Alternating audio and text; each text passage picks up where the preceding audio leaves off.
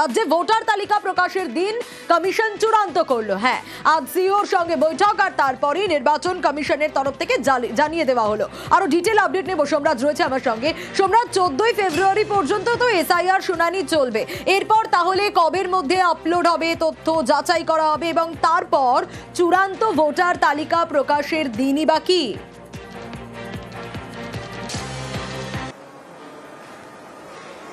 দেখো, আজ জাতীয় নির্বাচন কমিশন রাজ্যের মুখ্য নির্বাচনী আধিকারিকের সঙ্গে বৈঠক করেন এবং সেই বৈঠকের পরেই রাজ্যে এসআইআর এর পরিবর্তিত আরেকটি টাইমলাইন দিয়ে দেওয়া হলো, যেখানে দেখা যাচ্ছে 28শে ফেব্রুয়ারি চূড়ান্ত ভোটার তালিকা প্রকাশ করা হবে এসআইআর এর প্রক্রিয়া নিয়ে। গতকালই রাজ্যের মুখ্য নির্বাচনী আধিকারিক মনোজ কুমার আগরওয়াল জানিয়েছিলেন যে 28শে ফেব্রুয়ারির মধ্যেই রাজ্যে যাতে এসআইআর প্রক্রিয়া শেষ করা যায় তার একটি চেষ্টা করা হচ্ছে। তার কারণ রাজ্যে বিধানসভা ভোট রয়েছে, তাই বিধানসভা ভোটকে মাথায় রেখেই 28শে ফেব্রুয়ারির মধ্যেই রাজ্যে এসআইআর প্রক্রিয়া শেষ করার চেষ্টা হচ্ছে। আজ জাতীয় নির্বাচন কমিশন রাজ্যের মুখ্য নির্বাচনী আধিকারিকের সঙ্গে বৈঠক করেন। সেই বৈঠকেই রাজ্যের মুখ্য নির্বাচনী আধিকারিকের মতামত নেন এবং তিনিও সেই বৈঠকে জানান যে 28শে ফেব্রুয়ারির মধ্যে চূড়ান্ত ভোটার তালিকা প্রকাশ করা সম্ভব।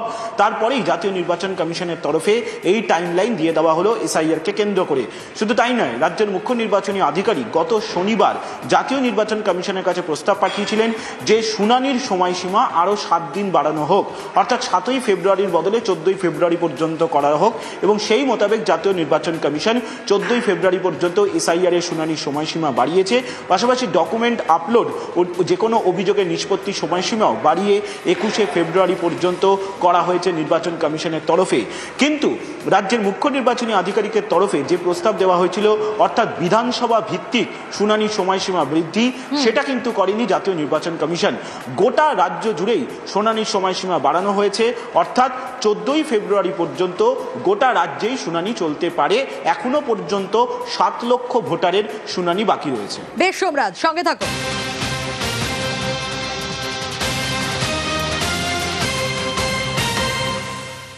আর 1 মার্চ রাজ্যে কমিশনের উচ্চ পর্যায়ের টিম, 1 ও 2 মার্চ রাজ্যে থাকবে কমিশনের টিম। আরো ডিটেল আপডেট নেব সোমরাজের কাছ থেকে। সোমরাজ, তাহলে তুমি যেমনটা বলছিলে যে 28শে ফেব্রুয়ারি রাজ্যে চূড়ান্ত ভোটার তালিকা প্রকাশ হচ্ছে আর তারপরই 1 মার্চ রাজ্যে চলে আসছে কমিশনের উচ্চ পর্যায়ের টিম। ভোট প্রস্তুতি নিয়ে বৈঠক রয়েছে, কি কি কর্মসূচি রয়েছে, কারা কারা থাকবে এই বৈঠকে, কারণ এই বৈঠকগুলো তো খুব ইম্পর্টেন্ট।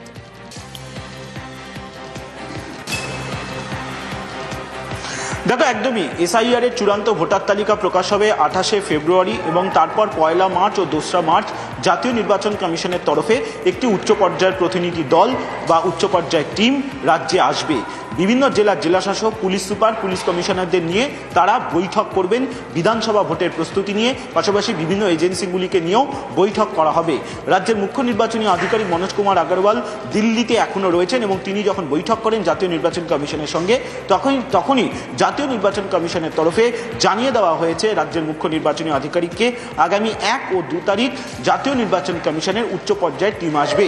তবে এটি কিন্তু ফুল বেঞ্চ নয়, যেটা কমিশন সূত্রে জানা যাচ্ছে 1 ও 2 তারিখ কমিশনের উচ্চ পর্যায়ের যে টিম আসবে তারা জেলা শাসক, পুলিশ সুপার, পুলিশ কমিশনারদের সঙ্গে বৈঠক করে রাজ্যের বিধানসভা ভোটের প্রস্তুতি নিয়ে খতিয়ে দেখবে, মতামত নেবে এবং তারপর জাতীয় নির্বাচন কমিশনের ফুল বেঞ্চের কাছে তারা সেই রিপোর্ট পেশ করবে।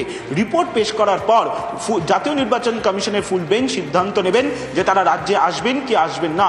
সেক্ষেত্রে তারা যদি রাজ্যে আসেন তাহলে মার্চের 2য় সপ্তাহের আগে আসার সম্ভাবনা নেই। ফলত মনে করা হচ্ছে রাজ্যে বিধানসভার নির্ঘণ্ট প্রকাশ হতে পারে মার্চের 2য় সপ্তাহ নাগাদ, তার আগে প্রকাশের সম্ভাবনা নেই বলেই মনে করা হচ্ছে। বেশ,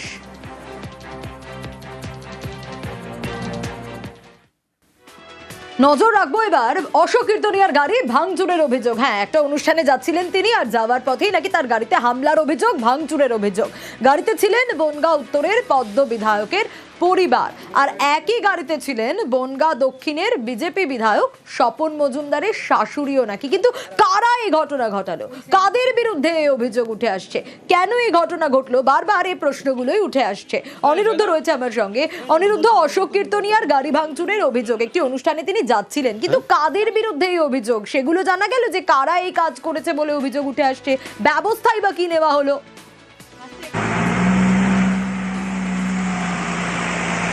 দেখো সোনিয়া, উত্তর 24 পরগনার বনগাঁর গোপালনগর বেলেডাঙ্গাতে একটি অনুষ্ঠানে যাচ্ছিল অশোক কীর্তনিয়ার স্ত্রী এবং বনগাঁ দক্ষিণের বিজেপি বিধায়ক স্বপন মজুমদারের শাশুড়ি একই গাড়িতে দুজনে ছিলেন।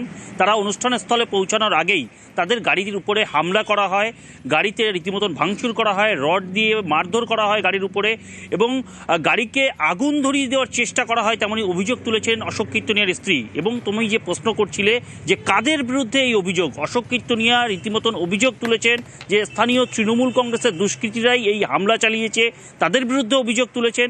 এবং তোমাকে জানিয়ে রাখি যে এই গাড়িতে কিন্তু অশোক কীর্তনিয়া ছিলেন না, তার স্ত্রী ছিলেন এবং বনগাঁ দক্ষিণের বিজেপি বিধায়ক স্বপন মজুমদারের শাশুড়ি ছিলেন। তারা একটি অনুষ্ঠানে যোগ দেওয়ার জন্যই বেলেডাঙ্গাতে গিয়েছিল এবং সেখানেই এই আক্রমণের ঘটনা ঘটে।